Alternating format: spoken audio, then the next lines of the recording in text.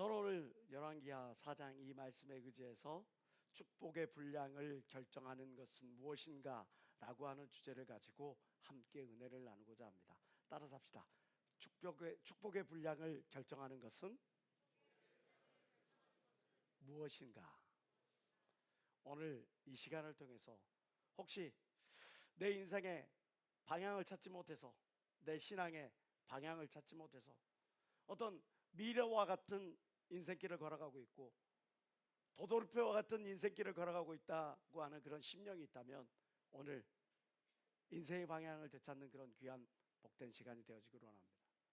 혹시 지금 이 자리에 내 삶의 인생 역전을 꿈꾸는데 그럼에도 불구하고 매일 반복되는 것 같고 길이 보이는 것 같지 않고 어떤 현실의 늪에 빠져서 공고함이 계속 반복되는 것 같은 그런 영혼이 있다면 오늘 이 말씀으로 인해 위로를 받고 이 말씀으로 인해 하나님을 만나는 귀한 여러분들 되시길 주의 이름으로 축원합니다.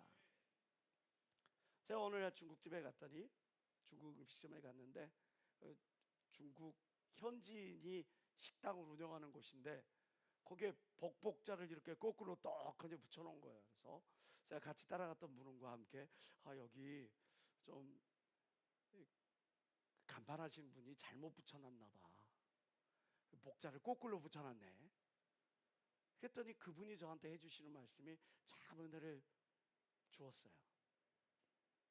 중국 사람들은 복이 하늘로부터 내려온다 그래가지고 복이 우리 집에 떨어져라, 이 가게에 떨어져라, 내 마음에 떨어져라 그래서 복복자를 이렇게 거꾸로 붙여놓는다는 거예요. 일본에 가면, 일본에 보면 이제 신년이 되면 우리가 제일 먼저 하는지 세배를 하듯이 일본도 하스모데라고 하는 그런 행사를 거칩니다. 하스모데라는 게 뭐냐면 일본에 신사가 있잖아요. 신사나 절이나 교회나 성당이나 이런 곳에 가서 그래서 첫 예배, 첫 참배를 하는 것을 하스모데라 그래요. 거기서 에마라고 하는 게 있는데 그게 뭐냐면 이제 소원지, 우리로 말하면 기원판, 이거를 돈을 주고 사요. 그래서 저기에 올 한 해 내가 꼭 이루고자 하고 있는 것, 성취하고자 하는 것, 그거를 탁 쓴 다음에 정성스럽게 탁 기원하는 그 행위, 이게 바로 하스모데. 우리나라에서도 신년이 되면 꼭 어른들을 찾아가서 세배를 하면서 새해 복 많이 받으세요. 그러면 어르신들이 우리들에게 덕담을 건네시죠. 그래, 올해 한 해는 너가 건강해질 거야, 취업하게 될 거야, 좋은 사람 만날 거야, 뭐 할 거야, 신앙이 더 성장해질 거야, 하나님의 직분을 이룰 거야, 막 이런 덕담들을 나누잖아요. 미국에서도, 서구권에서도 사람들을 만나면 곧잘 하는 게 God bless you, 하나님의 축복을 구하는 행사를 만나거나 헤어질 때 하는 그런 모습들을 우리는 보게 됩니다. 인종이 달라도, 국가가 달라도 이렇게 모든 나라, 모든 사람들은 서로가 서로에게 복받기를 축복하고 그리고 행복한 삶을 살아가기를 기원하고 그것을 갈구하는 것이 모든 인종, 모든 나라 사람들의 공통된 특징이 아닐까. 그런데 여기서 의문이 하나 들어요. 어떤 의문? 모든 사람이 복받기를 원하고 모든 사람이 잘 되기를 원하고 모든 사람이 성취 되기를 원하는데 정작 어떤 사람이 하는 일이 무엇이든 간에 형통하고 술술술술 잘 풀려나가. 근데 어떤 사람은 될 듯 하다가 안 되고 될 듯 하다 안 돼. 어떤 사람은 그냥 변비에 걸린 것처럼 꽉 막혀서 속은 막 푹푹한데도 불구하고 이게 쌀이 오질 않아. 얼마나 고통스럽고 힘듭니까? 그때는 육회, 성회, 통회를 먹어야 되는데, 그죠? 뭔 말일까? 문제가 잘 해결되지가 않아. 이런 것들을 보면서 우리가 한 가지를 깨닫게 되죠. 야, 우리가 모두가 축복을 바라지만 그러나 축복이 모든 사람의 것은 아니구나. 우리가 모두가 복받기를 원하지만 이게 복이라고 하는 게 분량이 정해져 있구나. 어떤 사람은 이만큼, 어떤 그 누군가에게는 박복한 복일 마냥 그러한 복이 주어지는구나. 오늘 본문은 우리에게 축복의 분량은 무엇이 좌우하는지를 우리에게 알려줍니다. 첫 번째가 바로 축복의 분량은 믿음의 분량이 결정한다는 사실이에요.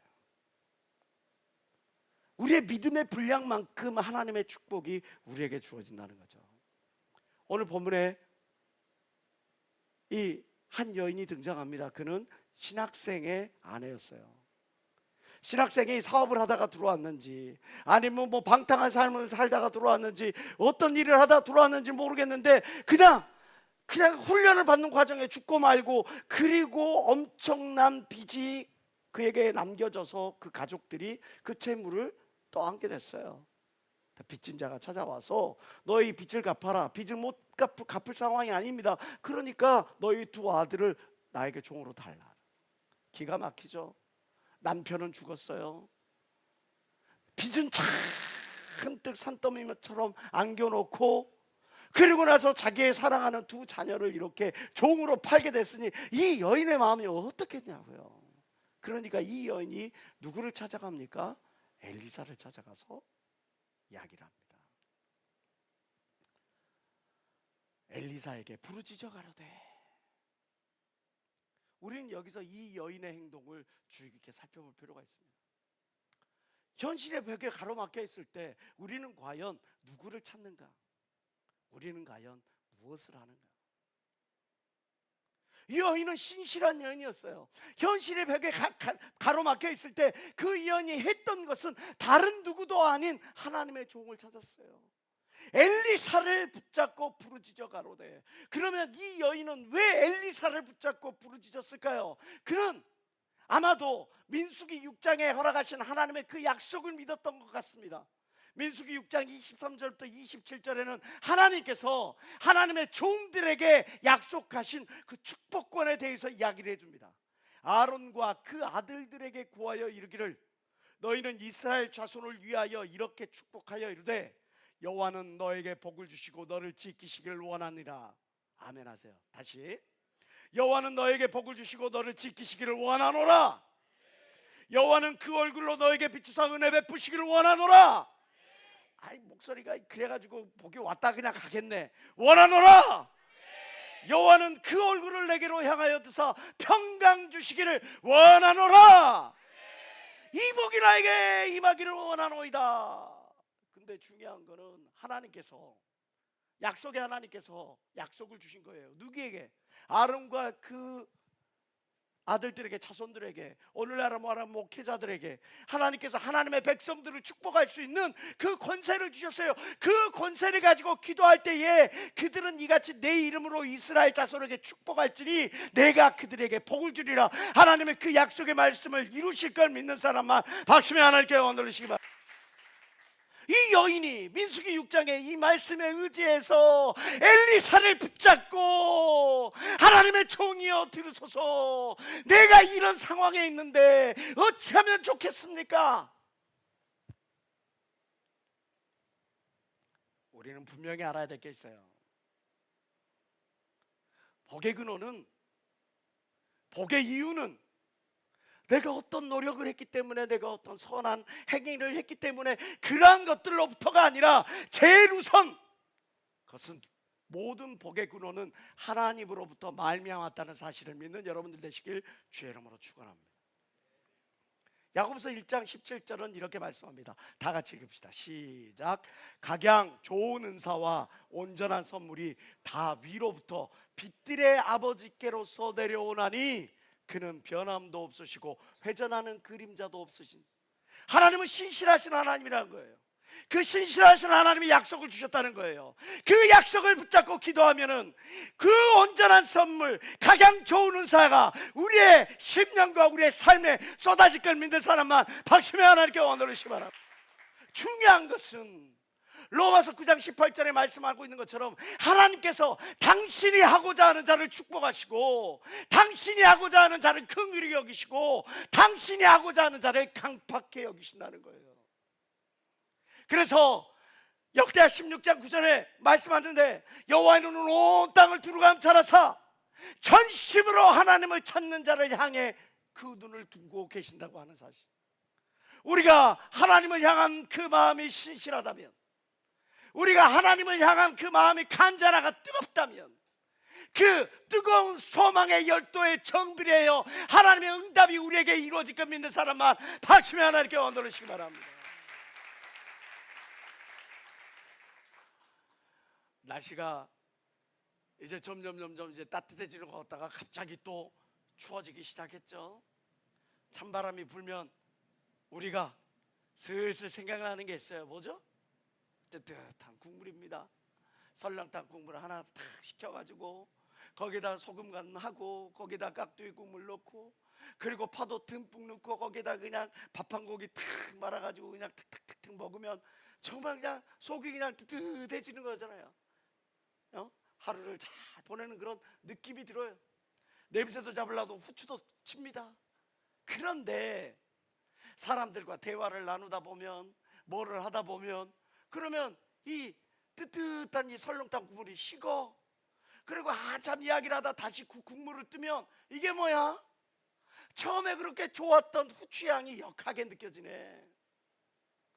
처음에는 그렇게 그 맛있었던 그 깍두기 국물이, 걸쭉한 깍두기 국물에 그 안에 이렇게 걸쭉함이 이렇게 씁쓸하고 쌉쌀하고 그런 맛으로 들어오네. 식으니까 역한 냄새가 나고, 식으니까 쓴맛이 막 올라와요. 내가 처음에 썼던 그 소금의 그 짠맛이 식으니까 더 확 올라와요. 국물 뜨다가 내려놓은 경험 여러분들도 많이 있죠. 신앙생활도 마찬가지예요. 우리에게서 은혜의 온도가 식어지면, 떨어지면 나타나는 증상이 바로 동일해. 인생의 쓴맛이 막 걷잡을 수 없이 올라와. 내가 마땅히 싸워 이길 것 같은 죄의 유혹 앞에서도 허무하게 넘어져. 내가 마땅히 이겨낼 것 같은 그런 어려운 현실의 문제도 의지를 잃고 포기하게 돼. 내가 마땅히 거뜬히 뛰어넘을 수 있을 것 같은 사람이라고 하는 허들, 그 사람이 내뿜는 그 냄새 때문에 내가 견딜 수가 없어. 내가 이 자리를 지킬 수가 없어. 저 사람을 피하면 내가 살 것 같아. 질식할 것 같아. 그래서 사람과의 그 자리를 막 피하려고 그런 모양을 내. 이게 다 어디에서 온 건가? 나와 하나님과의 관계에서 식어지면서 나타나는 현상입니다. 만약 지금 내게서 어떤 인생의 쓴맛이 깊게 올라오고 있다면, 사람이 싫어진다면, 내게 주어진 그 맡은 그 자리가 버겁게만 여겨진다면, 내가 살아가는 이 인생이 다람쥐 쳇바퀴 도는 것 같은 매일 똑같은 삶이야. 나에게 인생에 출구는 없는가? 그것 때문에 고통스럽다면 여러분, 내 신앙의 온도부터 점검해야 합니다. 지금 하나님과 가까운가? 나 정말 내 신앙이, 이 뜨거움이, 첫사랑이 식어져 가고 있지는 않은가? 예레미야서 17장 7절은 말씀합니다. 그러므로 여호와를 의지하며 여호와를 의뢰하는 그 사람은 복을 받을 것이라. 따라서 합시다. 여호와를 의지하며 여호와를 의뢰하는 그 사람은 복을 받을 것이라. 조기장 목사님께서 말씀하셨던 것처럼 응답은 소망의 열도와 정비례하는 겁니다. 마찬가지로 축복은 소망의 열도와 정비례하는 겁니다.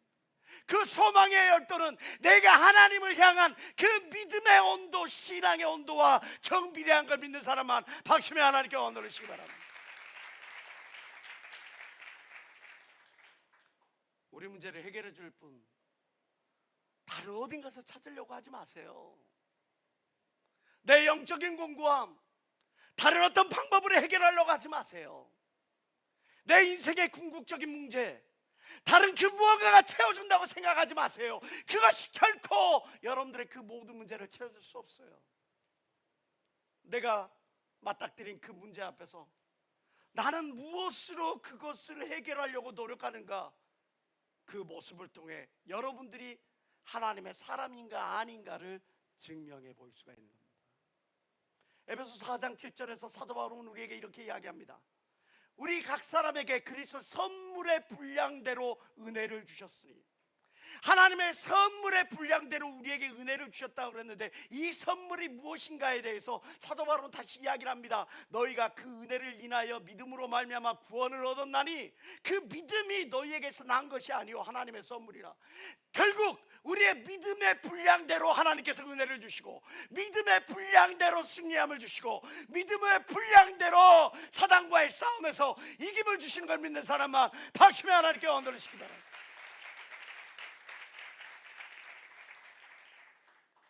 축복의 분량은 뭐가 좌우한다고요? 믿음의 분량이에요. 그래서 마태복음 9장에 두 소경이 나와서 예수께 이야기를 합니다. 다윗의 자손이여 우리의 눈을 고쳐주소서. 그러니 예수께서 그들에게 뭐라고 말씀하십니까? 너희의 믿음대로 되라. 마가복음 9장에 간질병 들린 그 아들 때문에 그 아비가 예수님께 나와 이야기를 합니다. 당신의 제자들은 우리 아들을 고치지 못했습니다. 할 수 있거든, 할 수 있거든, 할 수 있거든, 내 아들을 고쳐주소서. 그런데 예수께서 뭐라고 이야기하십니까? 할 수 있거든 무슨 말이냐? 믿는 자에게는 능치 못함이 없느니라. 지금 이 자리에 맞닥뜨린, 여러분들 앞에 맞닥뜨린 현실의 문제가 뭐예요? 질병의 문제입니까? 만남의 문제입니까? 장막의 문제입니까? 어떤 직장의 문제이고 사회의 문제입니까? 그 모든 문제에서 할 수 있거든이 아니라 능히 가능케 하는 하나님을 믿고 믿는 마음으로 하나님 앞에 나오는 여러분 되시길 주의 이름으로 축원합니다. 데살로니가전서 2장 13절의 말씀 다 같이 읽어봅시다. 시작. 이러므로 우리가 하나님께 쉬지 않고 감사함은 너희가 우리에게 들은 바 하나님의 말씀을 받을 때 사람의 말로 아니하고 하나님의 말씀으로 받음이니 진실로 그러하다. 이 말씀이 또한 너희 믿는 자 속에서 역사하시다. 오늘 이 아름다운 전에 하나님께서 저와 여러분들을 불러 모으셔서 건강 때문에 시즌 아웃되어 있던 저를 다시 불러 세우셔서 오늘 이 첫 시간에 저의 입술을 불러 여러분들에게 전하는 이 말씀이 여러분들에게 꼭 필요한 말씀, 여러분들을 복 주시고자 하는 말씀, 여러분들을 세우시고자 하는 하나님의 뜻인 걸 믿는 사람들이 되시길 주의 이름으로 축원합니다. 하나님이 여러분들을 축복 주시기 위하여 이 말씀을 저의 입술에 제 심령에 품게 하셔서 선포하게 만드셨습니다. 이것을 사람의 발로 받지 아니하고 하나님의 말씀으로 받을 때 이 말씀이 믿는 자 속에서 역사하여 여러분들의 믿음의 분량대로 하나님께서 원 없이 한없이 2025년 전대미문의 축복을 주실 걸 믿는 사람만 박수해 하나님께 원하시기 바랍니다. 히브리서 11장 6절에 믿음이 없이는 하나님을 기쁘시게 할 수 없는, 하나님께 나아가는 자는 반드시 그가 계신 것과 하나님 살아계신다는 것을 믿어야 돼. 또한 믿어야 될 것이 있는데 그건 뭐야? 그가 자기를 찾는 자들에게 상 주심을 믿어야 되는데, 이 말을 한마디로 표현한다면 하나님은 항상 더 좋은 걸 주시는 분이에요. 따라서 합시다. 하나님은 항상 더 좋은 것 주시는 분이라. 그것을 믿는 게 참된 믿음이에요. 내가 지금 이런 일로 어려움 당했어요. 나는 버린 자인가? 나는 이런 문제로 인해서 내가 지금 상처를 입었어요. 나는 쓸모없는 자인가?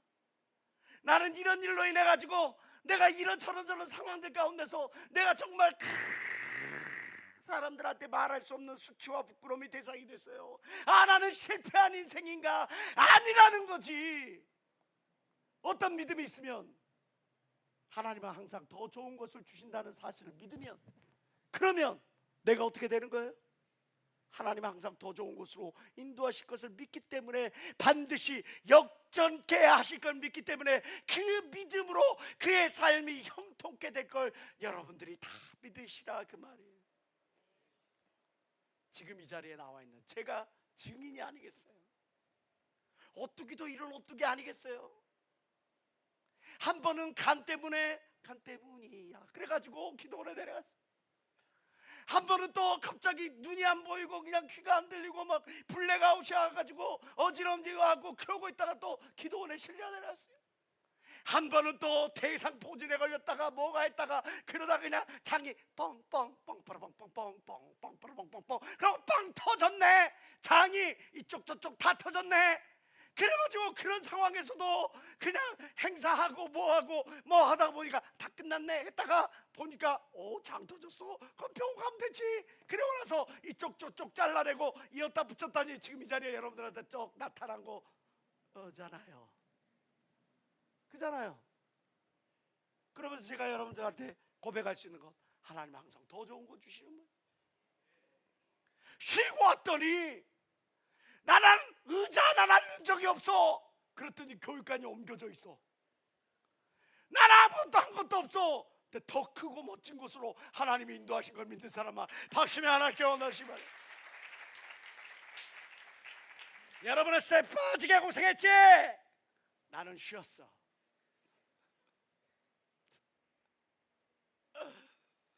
죄송합니다. 나도 와서 좀 하려고 그랬는데 꺼져 그래가지고 그냥 집에서 푹 쉬고 왔어. 따라서 합시다. 하나님은 항상 더 좋은 거 주시는 분이다. 목소리가 왜 그렇게 기어가? 하나님은 항상 더 좋은 거 주시는 분이다. 그걸 믿는 믿음으로 그 믿음이 풍성하여 하나님의 축복을 받아 누리는 저와 여러분 되시길 주의 이름으로 축원합니다. 축복은 오직 하나님의 의지에 달렸어. 모든 복은 하나님으로부터 말미암았어.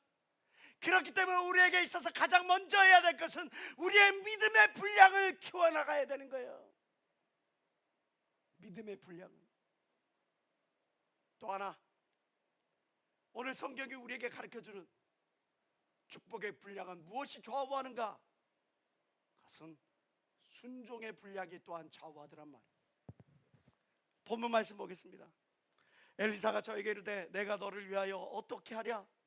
내 집에 무엇이 있는지 내게 구하라. 저가 가로되 계집 중의 집에 한 병 기름 외에는 아무것도 없나이다. 기름 한 병 있는 거예요. 가로되 너는 밖에 나가서 모든 이웃에게 그릇을 빌려오라. 빈 그릇을 빌리되 조금 빌지 말고 너는 내 두 아들과 함께 들어가서 문을 닫고 이게 왜 됐지? 조금 빌지 말고 많이 빌지 말라는 거죠. 많이 빌라는 거죠. 그리고 너는 내 두 아들과 함께 들어가서 문을 닫고 그 모든 그릇에 기름을 부어서 차는 대로 옮겨 놓으라. 여인이 물러가서 그 두 아들과 함께 문을 닫은 후에 저희는 그릇을 그에게로 가져오고 그는 부었더니. 참 황당한 주민이죠. 우리가 이제 먹을 것도 없고 빚은 잔뜩 졌고 두 아들은 노예가 될 판인데 우리 어떻게 합니까? 그런데 엘리사가 하는 말이 뭐 그런 빚쟁이가 다 있어. 당장 불러와.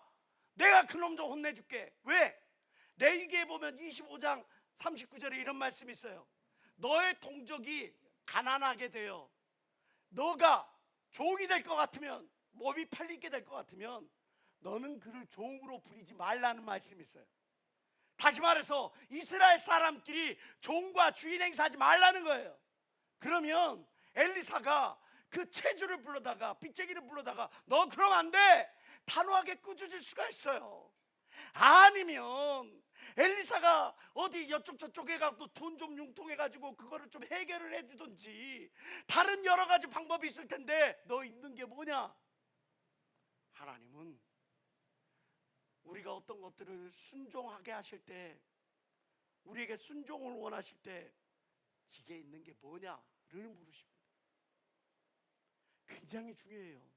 너게 있는 게 뭐냐? 이 여인이 기름 한 병 있다 그랬어요.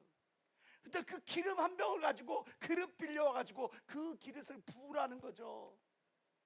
그걸 따라하는 게 쉬울 것 같아요? 결코 쉽지 않죠. 근데 그것을 하는 겁니다. 어느 날 총회장 목사님에게 어떤 목사님이 찾아오셨어요. 그 목사님이 찾아온 이유는 교회 건축을 하는데 너무 어려워. 근데 총회장 목사님이 능력도 많지, 설교도 잘하시지, 거기다가 돈도 많다는 거야. 거의 하나님을 사랑하신다는 거죠. 하나님을 사랑하면 좀 어려울 때 가서 좀 도와주세요 하면 어떻게 변통을 해주든지 아니면 자기를 돕든지 해줄 거라는 생각을 갖고 기도를 많이 하고 목사님을 찾아갔어요. 조기자 목사님을 찾아갔더니 조기자 목사님은 어떻게 하셨어요? 여러분들 설교 많이 들으셨죠? 조기자 목사님이 빚을 해결해 주셨습니까? 아니에요. 조기자 목사님도 그때 당시에 너무 힘들어. 왜? 건물이 있고 땅이 있고 돈이 있고 이 모든 것들이 있는데 다 묶여 있어. 팔려나가지도 않고 찾을 길도 없고. 오늘 우리가 보통 카드 쓰잖아요. 대부분 카드로 뭐 하니까 현금 주머니에다 갖고 다닐 일이 그닥 많잖아요. 근데 애경사 뭐 어떤 그 결혼식을 간다든지 아니면 장례식을 간다든지 이런 데 가면 좀 급하게 돈을 필요하니까 그런 데에서 좀 더 해야 되잖아. 하필이면 지갑을 안 갖고 왔네. 근데 감사하게도 핸드폰이 있네. 핸드폰에 보면 스마트 월렛 있잖아요. 그걸로 해가지고 딱 하면 무통장으로 해가지고 돈을 또 찾을 수가 있겠다 싶어가지고 현금 기출기로 딱 들어갔어. 담대하게 딱 봤더니 아, 나는 카드가 없어도 돈을 찾을 수 있다 딱 생각을 하고, 그리고 나서 거기에 이제 돈을 찾으려고 딱 했더니 무통장 그거를 딱 하려고 그랬더니 은행 창구에 가갖고 비밀번호를 허락을 받아야 되는 그게 있더만 나는 그걸 안 했거든요. 그냥 핸드폰만 하나 가지고 우리 박창선 형제가 이걸로 다 된대. 창선이가 다 된대. 카드 결제도 되고 돈도 찾을 수 있고 다 된대. 찾으려고 나는 그거 핸드폰을 갖다가 바코드 인식하는데 같이 그 지문 인식하는 데다 댔어. 근데 반응이 없어. 아니 다른 데서는 다 됐는데 얘는 왜 반응이 없지? 인출기 입장에서도 답답한 거예요. 말은 못하지. 얘 사이코 아니야? 그걸 나한테 대면 어떻게 돼? 바코드 인식기에다 대야지. 나는 지문 인식기라고 그러고 있었겠지. 됐는데 안 돼. 아무래도 안 돼. 그러다가 딱 보니까 카카오페이가 있어. 이야, 내가 엊그제 생일이라 그래가지고 받은 용돈이 있지. 카카오페이가 있지. 이거라도 내가 뽑으면 되겠다 싶어가지고 카카오페이를 딱 누르고, 그러고 나서 딱 돈을 찾으려고 봤더니 인증번호를 쓰래. 인증번호를 어떻게 받지? 뒤에 사람들은 잔뜩 기다리는데 인증번호를 받을 길이 없는 거야. 어떻게 받는지를 모르는 거야. 스마트폰에도 돈이 있어요. 은행에도 돈이 있어요. 근데 내가 받을 길을 모르니까, 이거를 응용할 길을 모르니까 쓰지 못하고 결국에는 그냥 거기에서 그냥 털레 나왔어. 지갑 가지러 다시 집으로 돌아가야 돼. 이런 답답한 경우가 또 어디 있겠습니까? 조기장 목사님이 도와주고 싶어도, 해결해주고 싶어도 하나님이 다 막아놨어. 그러니 목사님이 주머니에 있는 돈 몇만 원 해가지고 콕 집어주면서 눈물로 간절히 그 목사님을 축복해 주신 거죠. 그 먼 길을 이 종을 믿고 찾아왔는데, 기도도 그렇게 간절히 하고 찾아왔을 텐데 내가 도와줄래야 도와줄 길이 없고 하나님이 다 막으셔서 이렇게 할 길이 없는데, 그러나 사실 하나님께 제가 간구하오니 이 종의 막막함을 해결하여 주시옵소서. 간절히 기도하고 그 주머니에 있는 걸 탈탈 털어서 줬다는 거 아니겠어요? 그런데 그거는 총회장 목사님 마음이고 총회장님의 입장이고, 그걸 받아들고 돌아가는 그 목사님의 입장은 어떻겠냐고. 이야, 하나님을 사랑한다, 돈 많다, 그렇게 자랑질하고 사람들에게 알려졌다더니, 이야, 고작 내 손에 쥐어진 게 돈 몇 푼, 내가 거지도 아니고 이거 뭐 짬뽕 몇 그릇 먹거나 짜장면 몇 그릇 먹고 나면 끝날 돈, 이 돈 갖고 나한테 가라고 그러느냐. 사람 참 소문 믿을 게 없다 라고 돌아가신 게 아니라, 그 목사님의 그 기도를 하나님의 말씀으로 받고 아멘 하고 받고 돌아간 거예요, 그분이. 그리고 나서 하나님, 당신의 쓰시는 종이 기도한 것이 이 종에게 이루어 주시옵소서. 순종하는 마음으로 가서 거기서 그 기도의 자리를 지키고 있었더니 자기 성도도 아닌 다른 교회 성도가 찾아와서, 그 권사님이 찾아와서 그 목사님에게 그냥 한두 푼도 아닌 엄청난 돈을, 해결할 수 있는 돈을 딱 줘서 그 교회 건축 문제가 다 해결된 것을, 다 해결되었다고 간증 들은 사람만 박수며 하나님께 영광 돌리시기 바랍니다.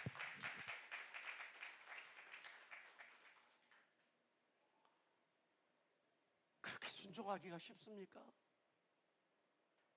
기도해 준 것을, 내게 기도한 것이 그대로 이루어지리라, 그 믿고 움직인다는 그것이 쉽습니까?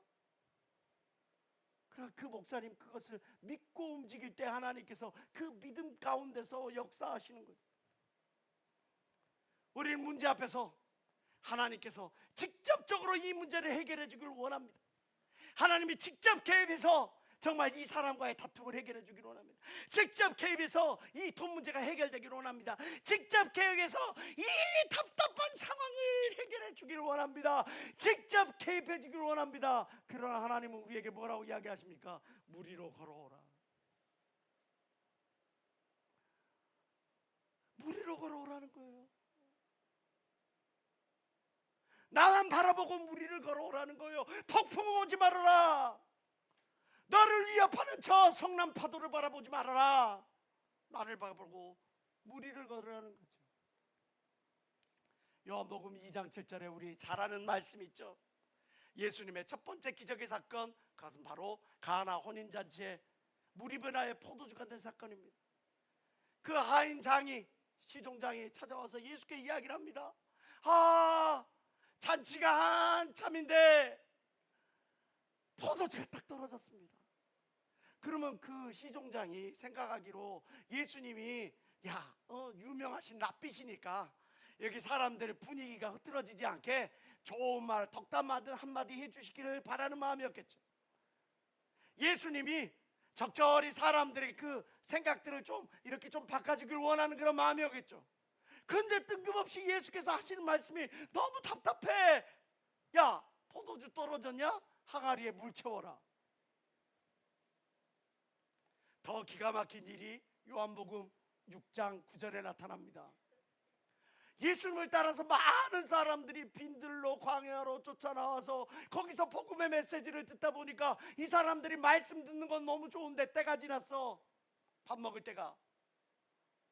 이 사람들이 너무 줄여 보여, 허기져 보여. 그래서 뭔가를 줘야 되겠던데 줄 게 없어. 마을로부터 너무 많이 떨어져 있고 사람들도 너무 많아. 어떻게 할까? 그리고 예수님에게 찾아가서 제자가 이야기를 합니다. 여기 한 어린아이가 갖고 있는 게 이게 보리떡 5개하고 물고기 2마리 있는데 이걸로 저 사람들을 어떻게 먹을 수가 있겠습니까? 시니컬하게 반응하라는 거죠. 그걸로 어떤 기적이 일어나길 원하는 마음도 아니었어요. 그걸로 어떤 하나님의 놀라운 역사를 기대하는 그런 반응도 아니었습니다. 본문 말씀을 보면 아무런 기대도, 아무런 소망도, 아무런 것들도 바라지 아니하고 그냥 어떻게 할까요? 하는 그런 내용이에요. 근데 예수께서 그거를 가지고 축사하시고 나누어 주어라. 아니 뜬금없이 그걸 왜 나눠줘? 나눠줘. 갖고 나가서 나눠주는데 바구니에서 물고기가 튀어나오네. 사람들을 나눠주는데 거기에서 떡덩어리가 막 튀어나오네. 사람들이 배가 고프니까 막 몰려들어서 나도 줘요, 나도 줘요, 나도 줘요 하면서 막 몰려드는데 그 바구니에서 걷잡을 수 없이 물고기와 떡덩어리가 떨어져 나오는 거죠. 여러분들이 이 사건을 보면서 뭘 느낍니까? 작은 헌신이지만, 작은 순종이지만 그것들을 하나님의 말씀을 그대로 믿고 옮길 때, 행동으로 옮길 때 기적의 역사가 나타난 것 아니겠어요? 그러나 여기서 우리가 중요한 공통점 하나를 배웁니다. 물이 변하여 포도주가 되어 또 오병이의 사건으로 5,000명 이상이 먹고 남으며 벌어지는 이 놀라운 기적의 공통점이 있네. 그 공통점이 무엇이냐? 그것은 하나님께서 그들에게 없는 것을 가지고 일을 행하라 말씀하지 않으셨다는 거예요. 있는 것 가지고 순종하게 하시는 거예요. 하나님은 지금 이 자리에 있는 저와 여러분들에게 할 수 없는 걸 가지고 너 반주해, 너 찬양해, 너 직분 맡아, 너 저기에서 순종해 말씀하신 게 아니라 할 수 있는 그것을 가지고, 할 수 있는 탤런트를 가지고, 할 수 있는 여건을 가지고 우리에게 하라고 말씀하신다는 거죠. 그때 지극히 작은 거지만, 지극히 작은 탤런트지만, 지극히 작은 능력이지만 그것에 아멘하고 순종할 때 하나님께서 또 놀라운 축복을 함께 하신다는 그 순종의 기적의 드라마가 오늘 성경이 우리에게 말해주는 그 귀한 교훈이라는 거죠. 편식하는 아이가 건강해질 수는 없어요. 선택적으로 순종하는 사람이 건강한 크리스찬이라 말할 수가 있을까? 내 마음에 편하고, 이거는 내가 하기에 좋고, 이거는 내가 좀 불편하고, 이건 저 사람하고 맞닥뜨리는 게 싫고, 그래서 너 하는 그런 선택적 순종이 과연 건강한 크리스찬의 자세라고 할 수 있을까? 여러분들 기억해야 합니다. 하나님은 나보다 더 좋은 계획을 가지고 계신 분이라는 사실. 하나님은 내가 생각하는 것보다 더 좋은 계획을 가지고 계신다는 사실. 그렇기 때문에 내가 지금 나에게 주어지는 모든 삶의 현장 가운데서 순종하고 감사할 수 있다는 것은, 그것은 여러분들이 진짜 리얼 크리스찬이라고 하는 그 증거라고 하는 것입니다. 초기자 목사님께서 우리에게 믿을 때 어떻게 믿으라고 그러셨죠? 영화자매 어떻게 믿으라 그래? 그래요. 박수며 하나님께 영광 돌립시다. 조 기장님 우리에게 뭐라고 이야기를 하십니까? 무식하게 믿어라. 당신이 배움이 짧아서, 경험이 없어서 그렇지 않아요.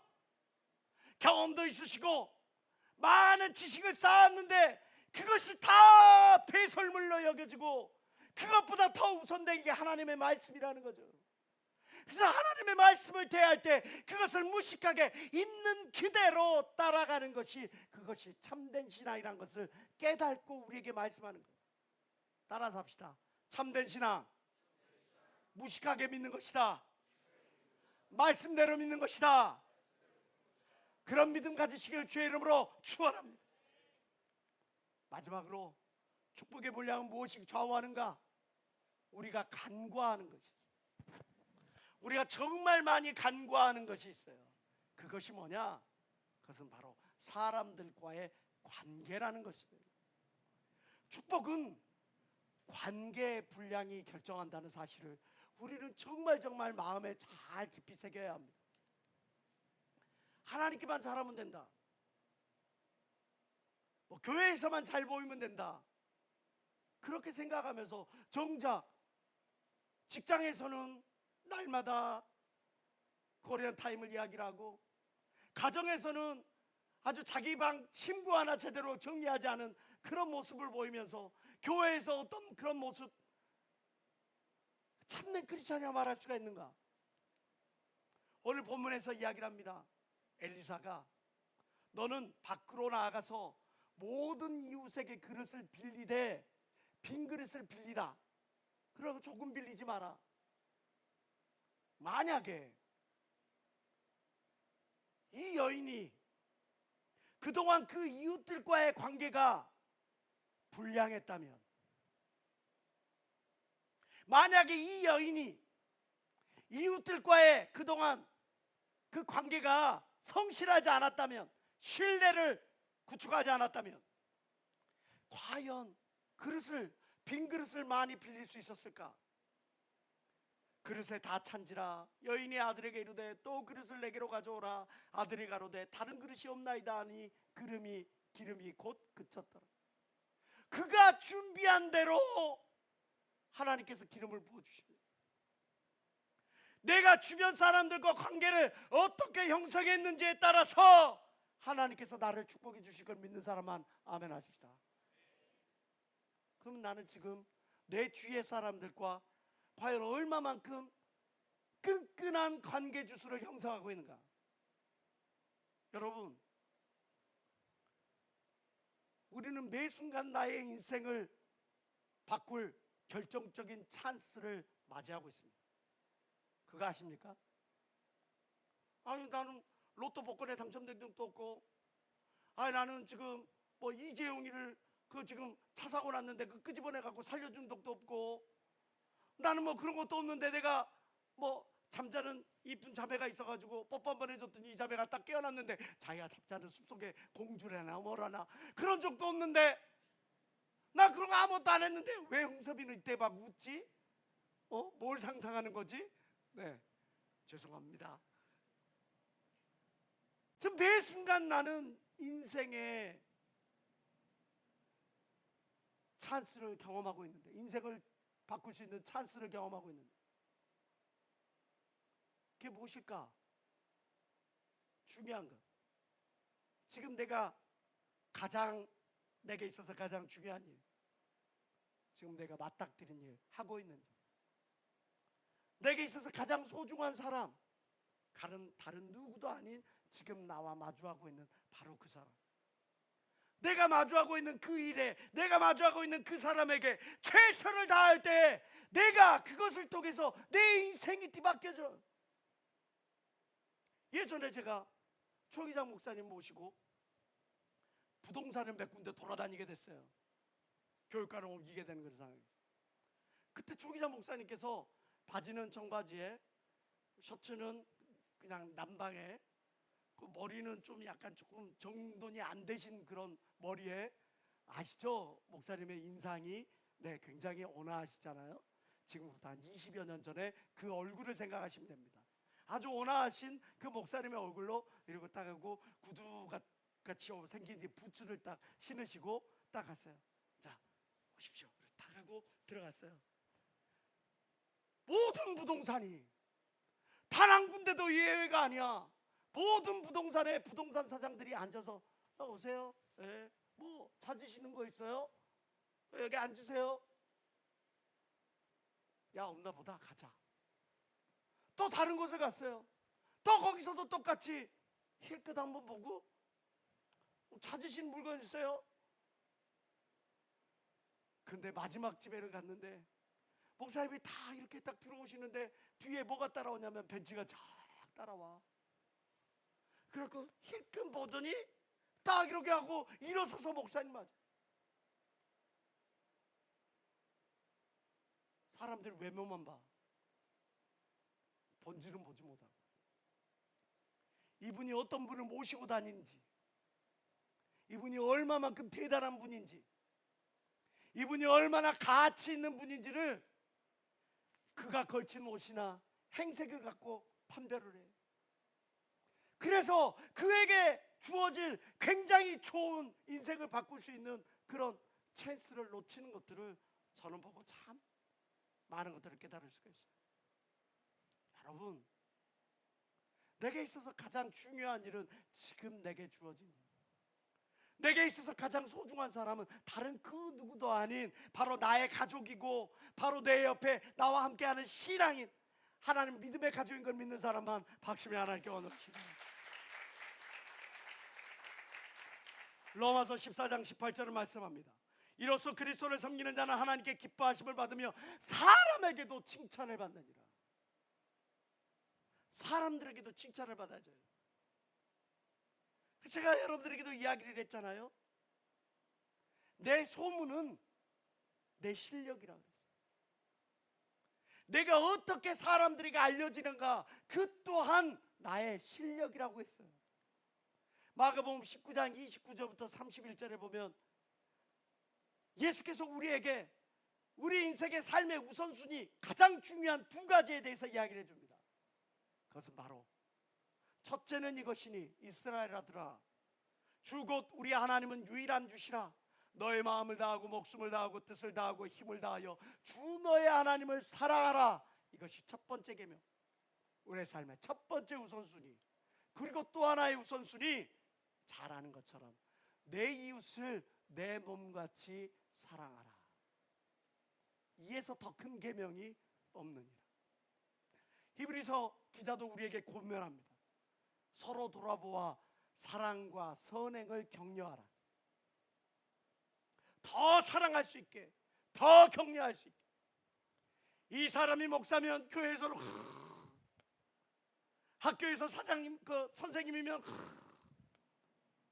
회사에서 사장님이면 이렇게 하면서 행색이 약간 부족해 보이고 말이 어눌해 보이고 그 사람이 영향력이 없어 보이면 그냥 뒷짐지고 너 이거 해, 더 저거 해.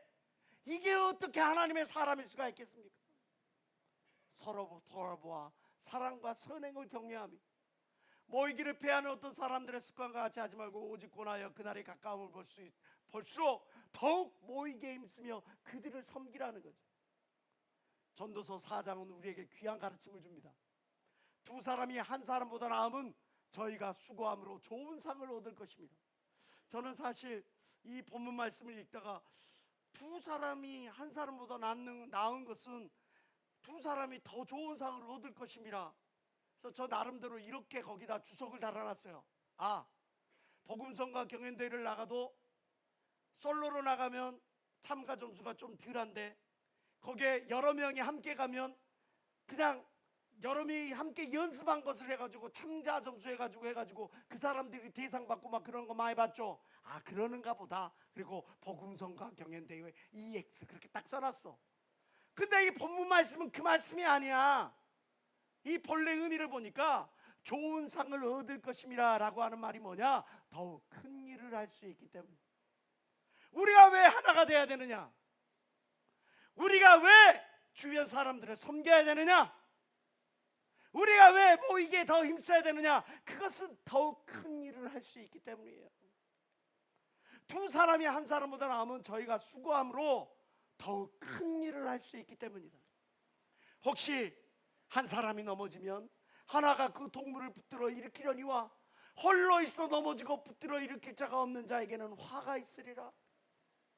두 사람이 함께 누우면 따뜻하거니와 한 사람이면 어찌 따뜻하랴. 12절 다 같이 시작. 한 사람이면 패하겠거니와 두 사람이면 능히 나가나니 삼겹줄은 쉽게 끊어지지 아니하는. 초기자 목사님이 아침마다 수영을 하신대. 왜 수영을 하시냐? 이렇게 해서 힘을 길러서 안수하실 때 힘이 딸리지 않게 하기 위하여 이렇게 하신대.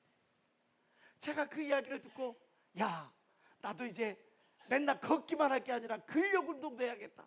그래가지고 집 앞에 있는 헬스를 딱 끊었어요. 헬스를 끊었는데 저 아시잖아요 여러분. 앉아서 10시간을 책을 읽어도 앉아서 걸어서 1시간 걸어다니는 거 되게 싫어하는 엉덩이가 무거운 남자라는 거 여러분들 잘 아시잖아요. 근데 제가 헬스를 하니 옛날에는 막 그런 거를 해도 그냥 뭐 굵직굵직 했는데 지금은 하려고 하는 이게 막 힘이 막 달리는 거.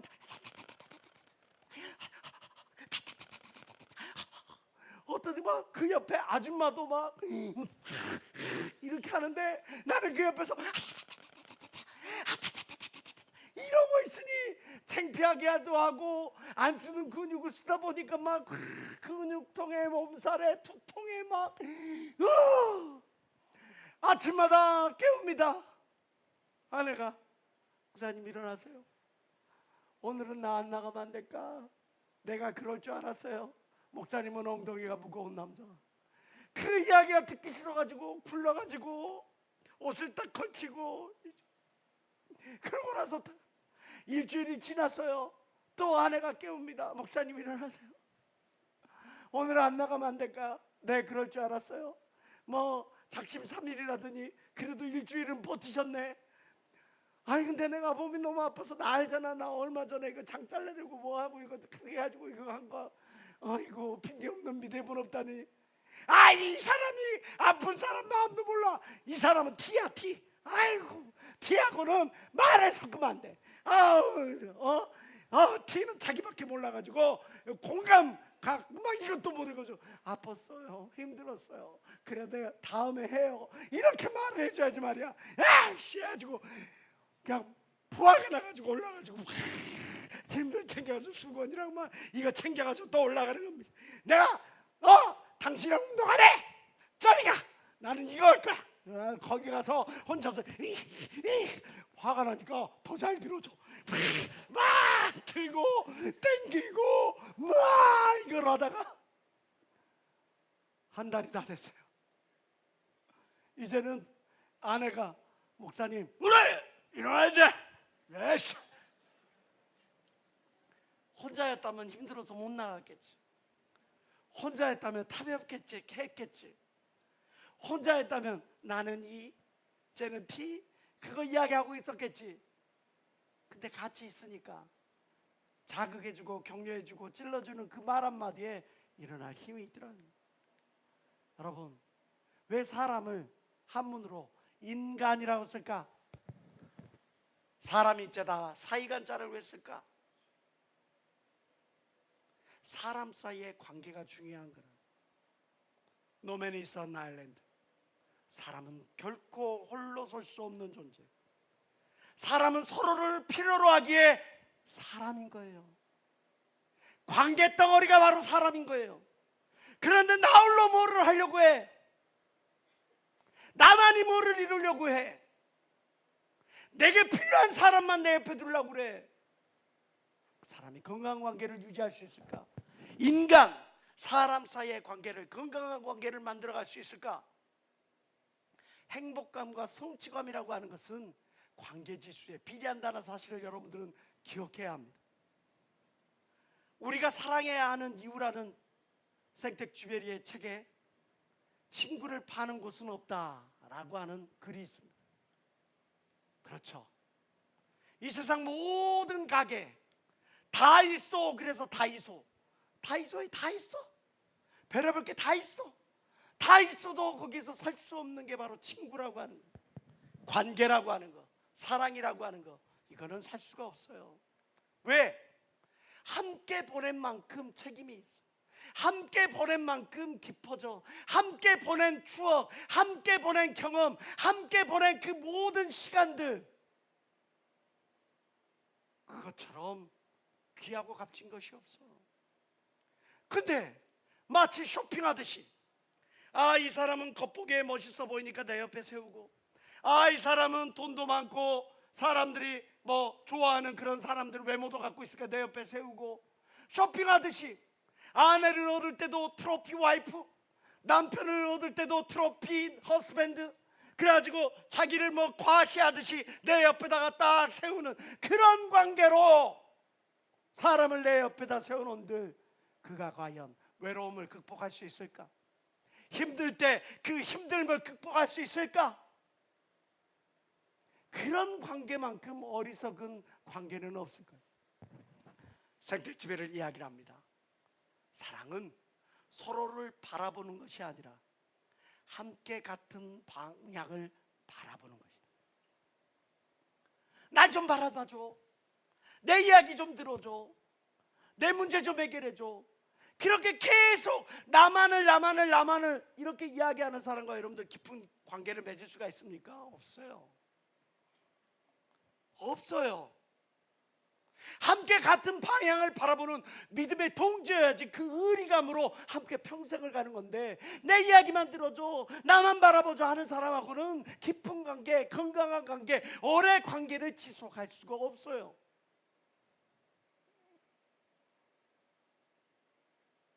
그런데도 우리는 그 어리석음을 계속 반복합니다.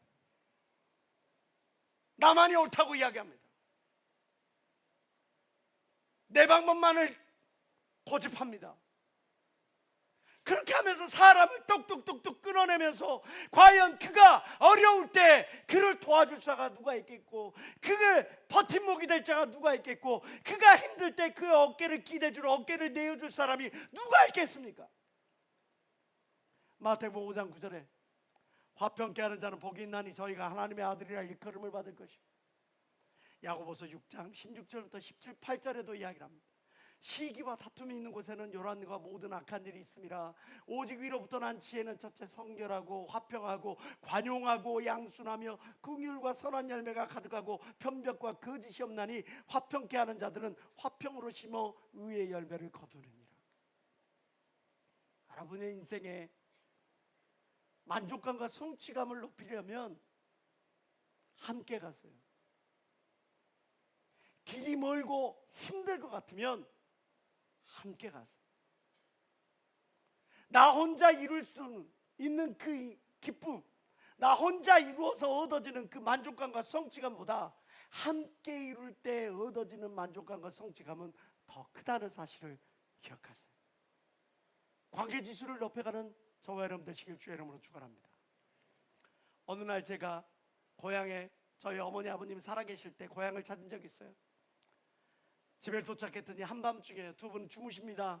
주무시는 그분들을 조용히 모르게 들어가가지고 이제 조용히 이제 씻고 이제 잠을 자려고 들어가가지고 치약을 딱 가지고 이제 칫솔에다 짜가지고 이를 딱 닦으려고 그랬는데 그 칫솔이 이에 달라붙어 버린 거예요. 칫솔이 이에 달라붙어 버렸어요. 아, 이거 뭐지? 근데 이게 제가 짰던 게 치약이 아니야. 그게 뭐냐? 틀니 접착제야. 어느 순간 봤더니 저희 아버님이 틀니를 하셨네. 임플란트 하려고 돈 들였더니 그 임플란트 하는 돈으로 딴 데 쓰시고 틀니를 여기 부분 틀니를 하셨어요. 그 부분 틀니 한 거니까 이게 부분 틀니라 이게 자꾸 떨어지잖아. 그러니까 이거를 딱 접착하는 이 접착제를 필요할 때 이렇게 딱 붙여놓고 필요 없을 때 떼가지고 이렇게, 그러고 보니까 거기 막 그 유리컵에 사람 이빨이 이렇게 딱 이러고 딱 있는 거야. 틀니 접착제. 겉모양이 비슷하다고 그게 진짜냐? 겉모양이 비슷하다고 소갈매기가 같냐? 아니더라고.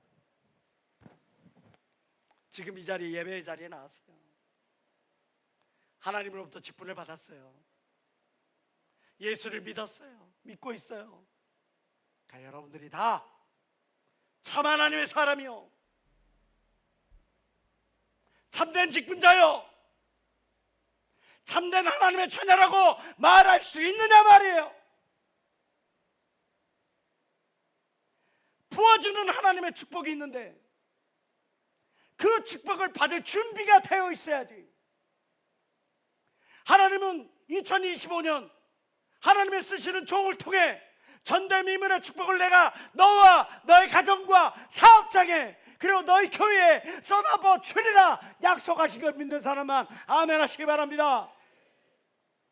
그 믿음의 말씀, 약속의 말씀을 마음판에 받았으면 그 축복을 받을 준비가 되어 있어야지.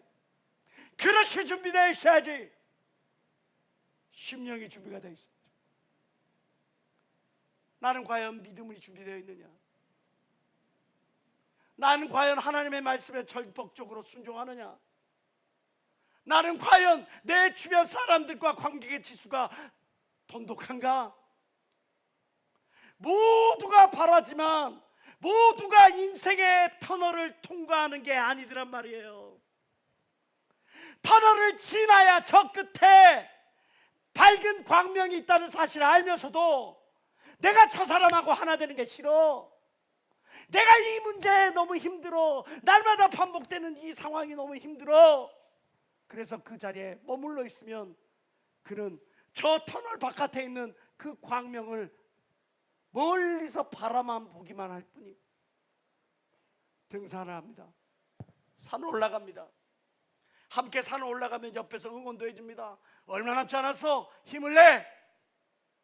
내 주위에 있는 사람이 나에게 응원해주고 힘들 때 잠시 잠깐 내 손을 잡아서 어려운 계곡을 뛰어넘을 수 있도록 이끌어줄 수는 있겠지만 결국 정상을 밟으려면 내가 걸어가야 합니다.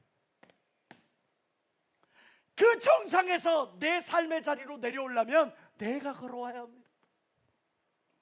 손이 부들부들 떨리고 다리에 알이 베이고 머리에 그냥 땀이 훅 떨어지고 도저히 못 내려올 것 같고 도저히 못 올라갈 것 같아도 내가 걸어가야 저 동산에 올라가고 내가 걸어가야 저 인생의 자리, 내 자리로 돌아올 수가 있는 것처럼 인생 또한 마찬가지예요.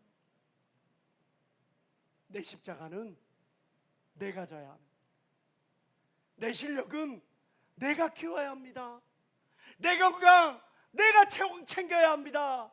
내가 받아들이는 축복 내가 받을 준비, 그릇을 준비해야 될 것 믿는 사람만 박수에 하나님께 온도르시기 바랍니다. 모든 사람들이 받아 누리길 원하는 그 축복, 2025년 전대미문의 그 축복을 받아 누리기 위해서 우리가 알아야 할, 갖춰야 될 이 세 가지, 믿음의 분량이, 순종의 분량이, 관계의 분량이 우리에게 주어질 축복의 분량을 좌우한다는 사실.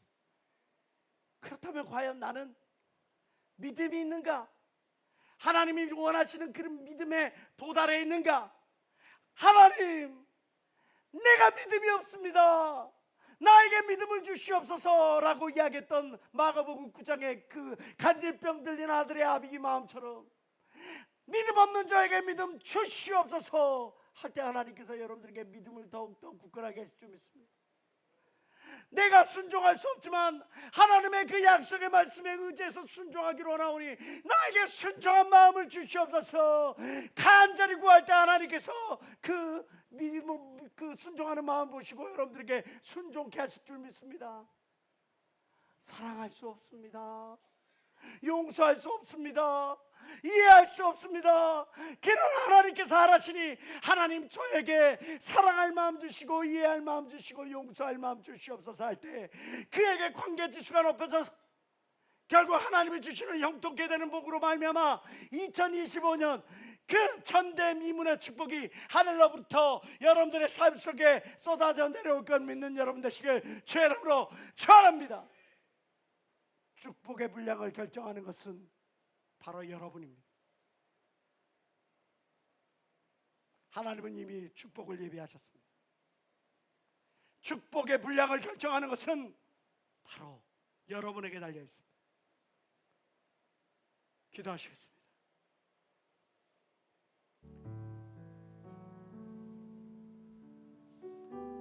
하나님 아버지,